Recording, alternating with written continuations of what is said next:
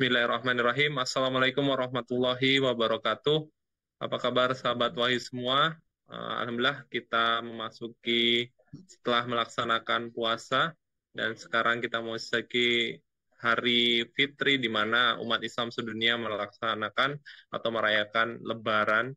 Namun ternyata kebahagiaan umat Islam ini masih jauh dari kebahagiaan yang hakiki karena ternyata justru Israel melakukan gempuran di Gaza dan pada bertepatan juga pada saat Hari Raya Idul Fitri dan kita ketahui ada 64 warga Palestina tewas. Untuk itu bincang bersama sahabat Wahyu akan mengambil tema Maafkan Kami Palestina, belum bisa hentikan kebiadaban Zionis di hari Zionis yang telah membunuh di hari yang Fitri ini. Maafkan kami Palestina, belum bisa hentikan kebiadaban Zionis yang terus membunuh di Hari Raya Idul Fitri. Namun sebelumnya saya akan membacakan berita terkait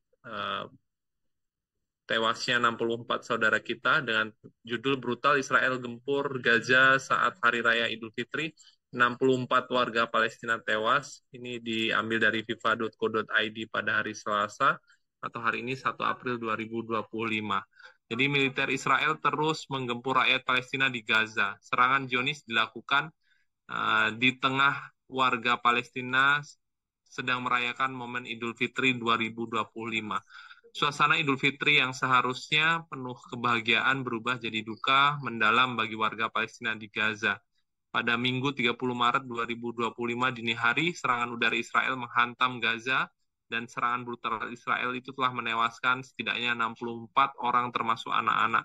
Dan melansir dari Al Jazeera, Selasa 1 April 2025, serangan tersebut menyasar tenda dan rumah-rumah warga Palestina yang tengah merayakan Idul Fitri. Pejabat Palestina mengkonfirmasi puluhan korban jiwa berjatuhan akibat serangan tersebut.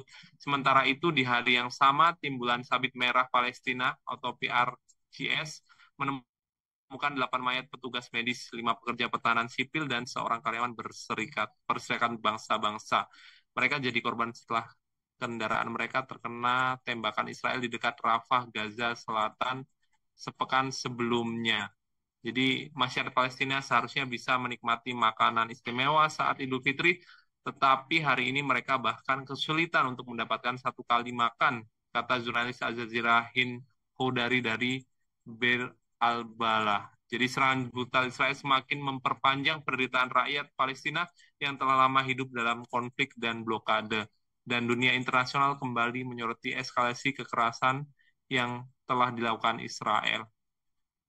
Baik, sebelumnya saya akan menyapa dulu. Assalamualaikum warahmatullahi wabarakatuh. Bang Rocky, apa kabar? Waalaikumsalam warahmatullahi wabarakatuh, Bung Wahyu. Baik, Masya Allah. Ya, Bang Rocky, apa tanggapan Bang Rocky dengan kembali lagi Zionis melakukan kebrutalannya dengan membunuh kurang lebih 64 saudara-saudara kita di Palestina dan di hari di mana umat Islam sedunia dan juga saudara-saudara kita di Palestina merayakan Hari Raya Idul Fitri, Bang. Ya, yang pertama kita dulu menyapa seluruh para pemirsa sahabat Wahyu di berbagai penjuru negeri. Semoga semua dalam keadaan sehat walafiat dan diberikan rezeki yang berkah oleh Allah Subhanahu wa taala. Yang kedua, kesempatan yang baik ini kami mengucapkan selamat Hari Raya Idul Fitri 1446 Hijriah. Mohon maaf lahir dan batin. Dan yang ketiga ini duka dan belasungkawa untuk warga di Palestina di jalur Gaza. Ini ungkapan kita, mohon maaf untuk kali ini bahwa kita memang sampai hari ini umat Islam sedunia maupun umat manusia di dunia belum bisa menghentikan kebiadaban Zionis Israel laknatullah itu. Dan mereka selalu membuat kerusakan di muka bumi. Dan sampai hari ini memang belum ada satu pemimpin pun dari negeri-negeri di dunia ini, negara manapun, yang bisa menghentikan kebiadaban Zionis. Nah, yang keempat, saya pikir ini penting untuk kita pahami, bahwa sampai hari ini dunia ditunjukkan dengan jelas watak dan karakter orang-orang Zionis Yahudi itu. bahwa mereka tidak peduli mau agama apapun, mau merayakan agama apapun, dia nggak peduli. Pokoknya dia mau membunuh saja, membunuh dan membuat kerusakan di muka bumi. Bahkan yang disasarkan tidak-tidak pengungsian itu. Jadi tidak ada lagi itu aturan-aturan internasional, istilah pelanggaran HAM, istilah kemanusiaan tidak ada di mata mereka itu. Itulah mereka bangsa yang begitu jahat, bangsa yang begitu kriminal. Kalau mungkin di Al-Quran sebagai bangsa kera yang mereka memang sangat brutal, sangat biadab. Tidak kenal lagi kemanusiaan, tidak kenal lagi apa itu hari raya, tidak kenal dia. Yang jelas dia ingin membuat kerusakan di kaum sesuka-sukanya. Dan yang kelima, ini paling parah, bahwa umat manusia di dunia berbagai level berpuluh-puluh tahun belum mampu untuk menghentikan kebiadaban Zionis Yahudi laknatullah itu. Dalam rangka membuat kerusakan di muka bumi, termasuk membunuh manusia, membunuh anak-anak, bayi maupun wanita, mereka bunuh, membuat kerusakan lingkungan, gedung-gedung dirusak, fasilitas umum dirusak, rumah sakit dirusak, rumah ibadah dirusak. Itu yang mereka lakukan sampai hari ini, termasuk di hari Idul Fitri, hari yang suci, hari raya, mereka tetap membuat kerusakan di muka bumi ini. Dan itu seluruh warga dunia sampai hari ini belum ada yang mampu menghentikan itu. Nah ini kita harusnya seluruh warga dunia mohon maaf kepada rakyat di Gaza bahwa umat manusia di dunia ini belum mampu melindungi rakyat di Gaza dari kezaliman dan kebiadaban Zionis.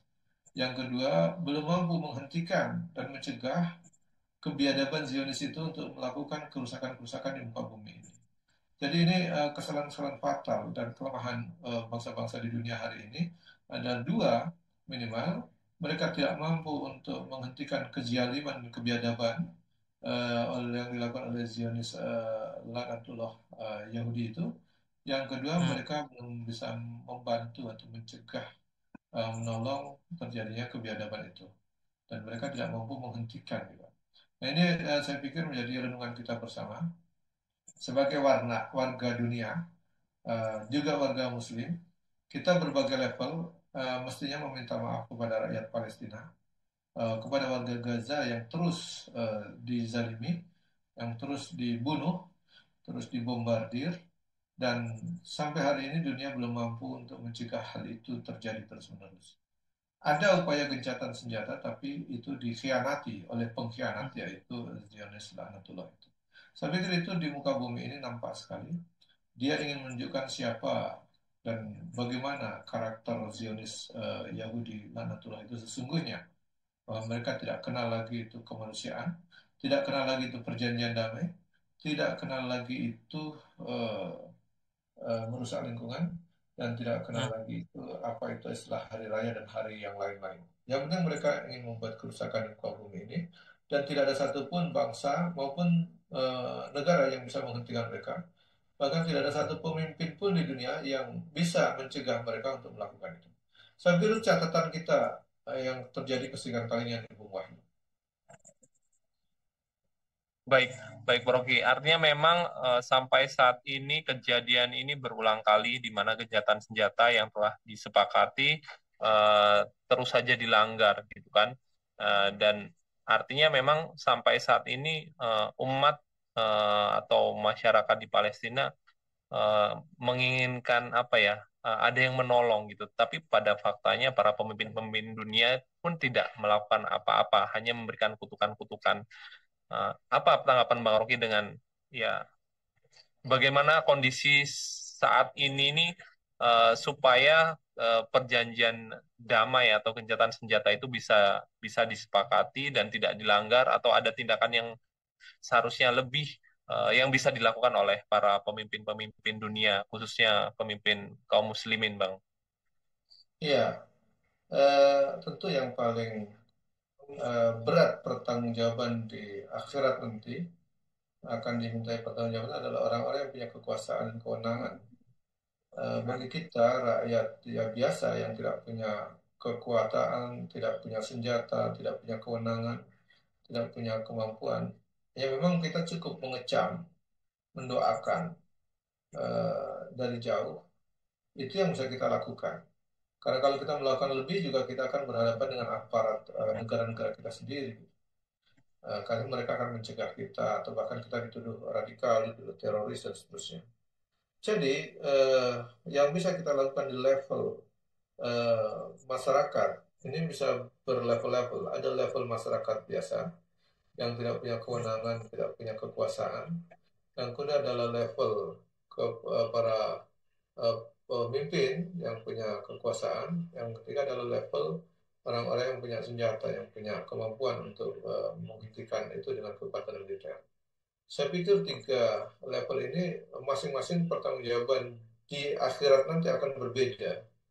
Bagi kita yang hanya punya lisan, tidak punya kekuasaan, tidak punya senjata, tentu kita mengecam dengan tindakan kita, dengan ucapan kita. Mungkin dengan sedikit aksi, menyampaikan teatrikal dan seterusnya, termasuk lisan kita menyampaikan bahwa kita tidak ridho perjanjian kebiadaban dan pengkhianatan perjanjian damai, termasuk kebiadaban dan pembantaian atau pembunuhan di Gaza itu di hari raya ini. Bahkan sebelum-sebelumnya juga terjadi terus-menerus. Itu memang kita harus menyampaikan itu. Tidak boleh diam, karena diam itu selama-lama iman.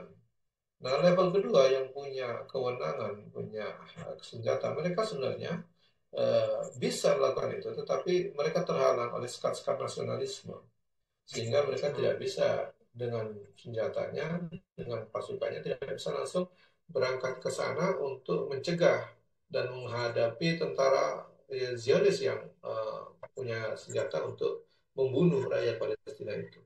Nah, itu juga terjadi sekat-sekat itu. Nah, yang mereka tentu keinginan itu ada, tetapi mungkin mereka terbentur dengan sekat-sekat nasionalisme atau kebijakan politik. Nah, sehingga mereka minimal harus punya niat dan punya kemauan untuk berjihad dan untuk membela. Tetapi mungkin terbatas di keputusan politik.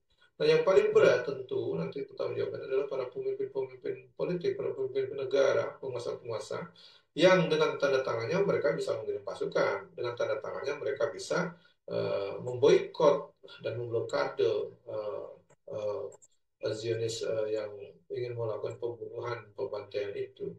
Nah, tentu mereka dengan tanda tangannya bisa mengirim pasukan, bisa melakukan langkah-langkah diplomatik. Ini yang paling berat. Saya pikir mereka paling bertanggung jawab di dunia ini membuat kerusakan itu makin parah karena mereka tidak melakukan apapun. Jadi kalau mereka mengecam, itu bukan level mereka untuk mengecam. Mengecam itu level kita sebagai masyarakat yang tidak punya senjata, tidak punya kekuasaan. Nah, kalau dia punya senjata, punya kekuasaan, punya pasukan, mengecam, itu level ormas itu, organisasi biasa atau masyarakat biasa.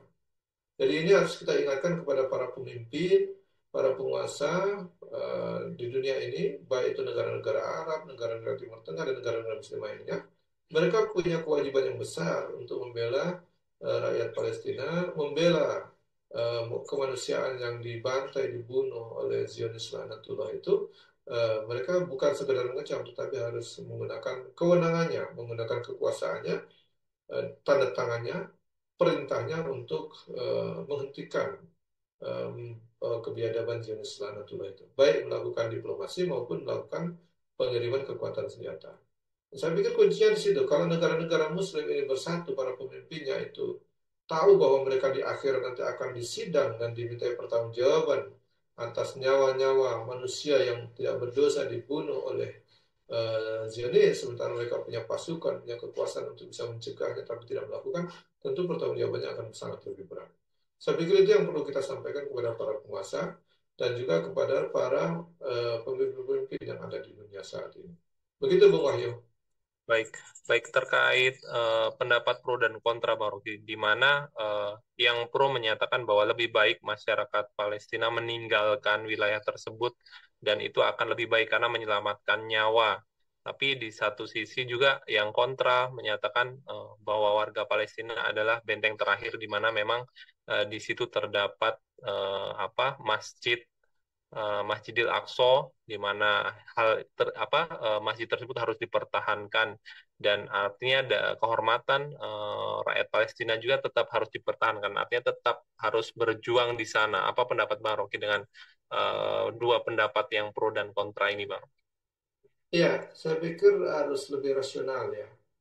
Logikanya sederhana saja. Misalnya begini, ada rumah kita diserang, dimasuki oleh perampok, gitu. Ya tentu ada kewajiban kita untuk menjaga rumah kita, harta kita, tanah kita, dan mengusir perampok itu, gitu. Jadi bukan malah kita harus mengungsi meninggalkan itu biar mereka menguasainya. Saya pikir itu cara berpikir pertama ya. Bahwa itulah cara pikir yang sangat rasional. Dan cara berpikir untuk penyelamatan diri bahwa mengungsi sementara itu bisa saja, tetapi bukan pergi mengungsi untuk meninggalkannya, harusnya menyusun kekuatan, menyusun strategi untuk bisa mengusir kembali. Minimal itu. Jadi kalau justru meninggalkan, saya pikir itu persoalan serius. Nah, jadi yang paling rasional adalah bagaimana mempertahankan itu dan dia harus didukung, dibantu oleh tetangga-tetangganya, orang-orang yang sekitar yang melihat kezaliman itu untuk membantu mengusir perampok itu.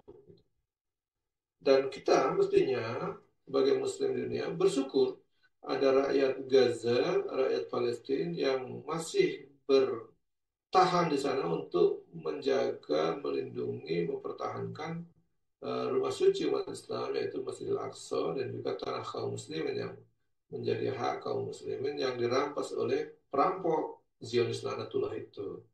Jadi jangan dibolak-balik, justru kita sudah mengungsi. Harusnya kita datang ke sana. Dan karena kita tidak mampu untuk datang ke sana, maka yang harus datang ke sana, yang paling utama itu adalah dikirim oleh tentara-tentara yang terlatih. Gitu. Dan siapa yang menggerakkan itu adalah para penguasa, para pemimpin negara-negara yang punya pasukan. Saya pikir kalau itu ditaruh di sana, para pemimpin-pemimpin dunia yang muslim ini, dia memang punya kepedulian untuk menjaga Masjidil Aqsa dari tangan-tangan perampok Zionis laknatullah itu, saya pikir mereka juga akan tidak seenaknya saja membunuh. Karena kalau sekarang mereka bisa membantai dan membunuh banyak warga sipil, karena memang posisinya anak-anak dan wanita yang banyak dibunuh. Seandainya kita kirimkan tentara yang ke sana, tentu akan seimbang kekuatannya. Para penjahat dan perampok akan merampok, tetapi yang dihadapi adalah kekuatan tentara juga. Maksudnya mereka pasti mikir-mikir. Nah, di situ sebenarnya yang perlu kita dorong adalah cara berpikir kita, cara pandang kita terhadap masalah Palestina. Di situ bukan masalah penyelamatan penduduk Gaza yang punya tanah di situ harus diungsikan dulu. Betul, kalau mau diungsikan sebenarnya yang paling utama justru tidak diungsikan, tetapi menjaga supaya perampoknya nggak datang lagi. Gitu. Jadi itu kan cara berpikirnya begitu. Jadi jangan sampai ada suatu kampung datang perampok, kita ada tahu perampok yang datang, semua warganya diungsikan. Sehingga perampok itu dengan malah lebih leluasa untuk menduduki kampung itu. Semestinya tindakan yang paling tepat adalah mengirimkan bantuan supaya menjaga kampung itu tidak dirampok. Nah, ini sebenarnya warga dunia punya kemampuan itu. Hanya persoalannya cara pandangnya belum lurus, cara pandangnya yang masih keliru memandang bahwa masalah Palestina adalah masalah mereka, bukan masalah umat Islam sedunia, bukan juga masalah dunia. Nah, saya pikir di situ yang menjadi persoalan kita, bahwa para pemimpin-pemimpin negara-negara Muslim di dunia ini belum punya cara pandang bahwa itu kewajiban mereka untuk melindungi Masjidil Aqsa dan juga melindungi darah kaum muslimin yang ada di situ untuk tidak ditumpahkan atau dibunuh oleh Zionis laknatullah. Saya pikir di situ Bung Wahyu. Baik, baik Bang Rocky. Memang seharusnya ada solusi yang bisa menghentikan kebiadaban Zionis ini. Apakah memang solusi terbaik yang harus diambil Bang Rocky untuk membebaskan Palestina? Mungkin di masa Nabi atau para khalifah setelahnya, adakah kisah di mana memang Palestina bisa dibebaskan begitu Bang Rocky? Iya, kalau kita lihat karakter orang-orang Yahudi itu dari dulu sampai sekarang memang sama. Mereka punya dua karakter, yaitu pengkhianat, mengkhianati perjanjian atau kesepakatan. Yang kedua adalah melakukan upaya membuat kerusakan dan pembunuhan. Dan itu terjadi berkali-kali. Di masa Nabi mereka juga mengingkari perjanjian yang dilakukan, perjanjian damai dengan Rasulullah. Baik dari Bani Qainuqa, Bani Quraidah, dan Bani Nazir. Itu bangsa Yahudi yang lat itu memang sudah diikat perjanjian damai dengan Rasulullah dalam konstitusi Madinah. Di pemerintahan Madinah kala itu mereka berkhianat dengan mengganggu kaum muslimin dan seterusnya, membuat kekacauan, akhirnya diusir. Nah, karena kekuasaan ada di tangan kaum muslimin, mereka tidak bisa membuat kerusakan seperti hari ini. Sebagaimana juga ketika di zaman Khalifah Umar, eh, Palestina itu dikuasai oleh tentara Romawi Atrobun. Bagaimana cara membebaskannya? Membebaskannya tentu dengan mengirimkan pasukan. Tidak cukup dengan doa, tidak cukup dengan mengirimkan makanan, tidak cukup dengan mengirimkan obat-obatan, maka perlu dikirim pasukan. Itu contoh bagaimana membebaskan Palestina dengan Al-Aqsa. Dicontohkan karakter Yahudi di masa Rasulullah, bagaimana mereka harus diperlakukan. Mereka kalau diberi kekuasaan, mereka akan membuat kerusakan yang lebih parah di muka bumi. Tetapi kalau mereka di bawah kekuasaan kaum muslimin, mereka tentu tidak punya kesempatan untuk merusak dan membuat kerusakan yang jauh lebih besar. Mereka akan tunduk.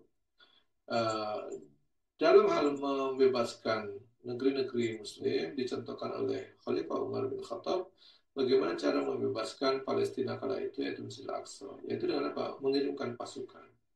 Dan tidak cukup dengan mengirimkan obat-obatan, tidak cukup mengirimkan doa, tidak cukup mengirimkan makanan, tapi harus dikirimkan pasukan. Ada nggak pasukan kaum muslimin hari ini? Banyak.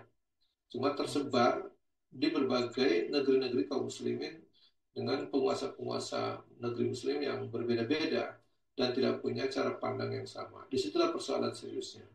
Kenapa dulu tidak bangsa Israel, Zionis itu belum bisa membuat kerusakan seperti hari ini? Karena mereka nggak punya negara, tidak punya kekuasaan.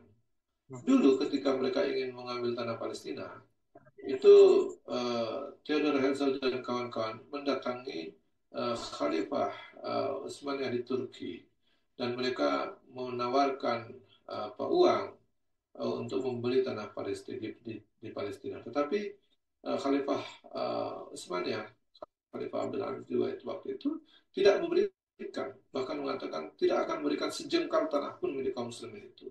Karena itu bukan miliknya, tetapi milik seluruh kaum muslimin. Sehingga tidak bisa diberikan tanah itu kepada Zionis. Nah, mereka tahu ketika khalifahnya tidak ada, baru mereka bisa menguasai tanah Palestina hari ini. Jadi hari ini tanah Palestina itu bisa mereka kuasai, bahkan bisa membuat kerusakan yang jauh lebih besar. Karena mereka tahu tidak ada pemimpin yang mereka takuti, tidak ada negara yang mereka takuti, yaitu negara khilafah maupun pemimpinnya khalifah. Dulu mereka bisa masuk ke Palestina, harus izin dulu kepada khalifah dan membujuk, tetapi tidak diberi. Oleh karena mereka membuat konspirasi sehingga khalifahnya lah yang diruntuhkan dan akhirnya mereka bisa menguasai tanah Palestina.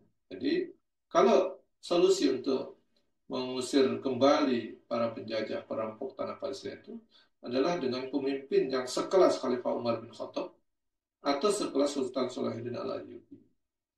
Jadi kalau kita lihat di situ persoalannya. Kalau kita berharapkan kepada para pemimpin-pemimpin hari ini, tentu tidak bisa. Dan sudah berpuluh-puluh tahun mereka mempraktekkan perjanjian-perjanjian jalan damai dari dulu sampai hari ini tidak ada perdamaian. Yang adalah pembantaian.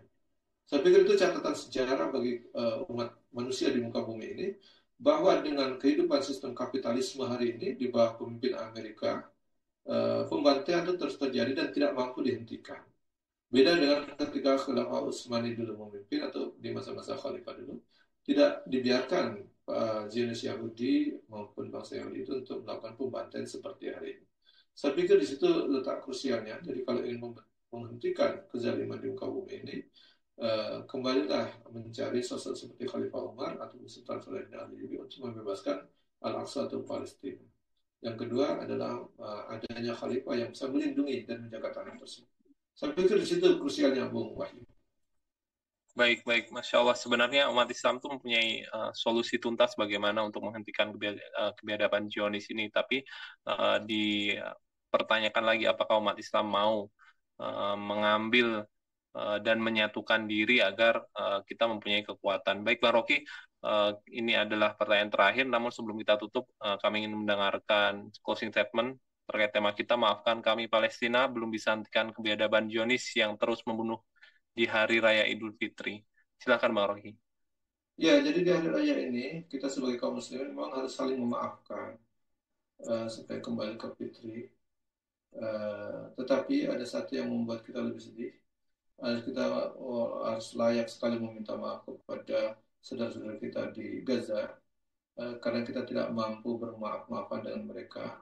Bahkan mereka tidak mampu, tidak bisa menikmati hari raya karena hari raya yang ada hari untuk bermaaf-maafan, berbahagia. Justru mereka dibom oleh Zionis laknatullah. Mereka terus dibombardir dan itu adalah suatu kesedihan buat kita semua.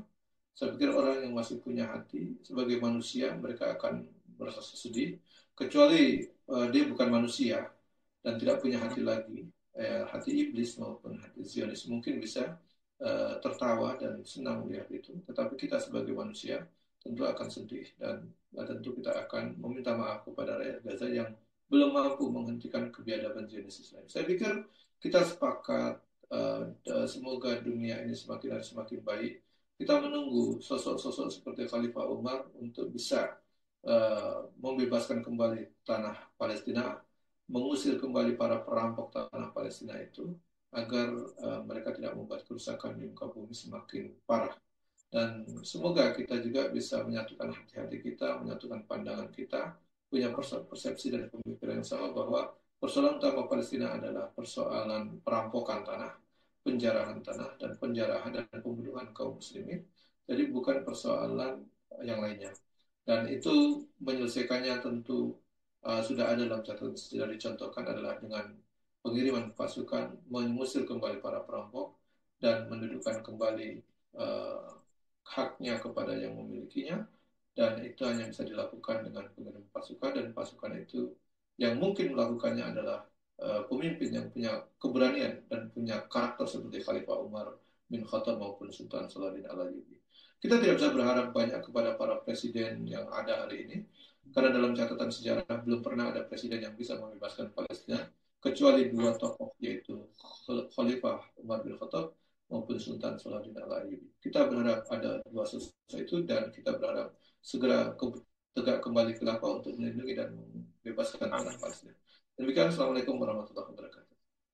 Waalaikumsalam warahmatullahi wabarakatuh. Baik, sahabat WAI semua, ini tadi tema kita terkait maafkan kami Palestina, belum bisa hentikan kebiadaban Zionis yang terus membunuh di Hari Raya Idul Fitri. Mudah-mudahan ini juga memberikan uh, muhasabah untuk kita semua, di mana memang sekarang kita sedang berbahagia melaksanakan Idul Fitri, tapi ternyata pada realitanya saudara-saudara kita di Palestina sedang menderita, dan ini membutuhkan solusi yang sangat konkret yang dimana tadi disampaikan oleh Bang Rocky, Persatuan Umat Islam di bawah naungan Khilafah Rosidah itu menjadi suatu keharusan atau suatu yang sangat penting hari ini. Baik, saya Wali Tomo undur diri, mohon maaf atas segala hilaf dan salah. Sampai bertemu lagi di Bincang Bersama Sahabat Wahyu sesi selanjutnya. Dan kepada Bang Rocky, kami ucapkan terima kasih kepada sahabat Wahyu semua. Assalamualaikum warahmatullahi wabarakatuh.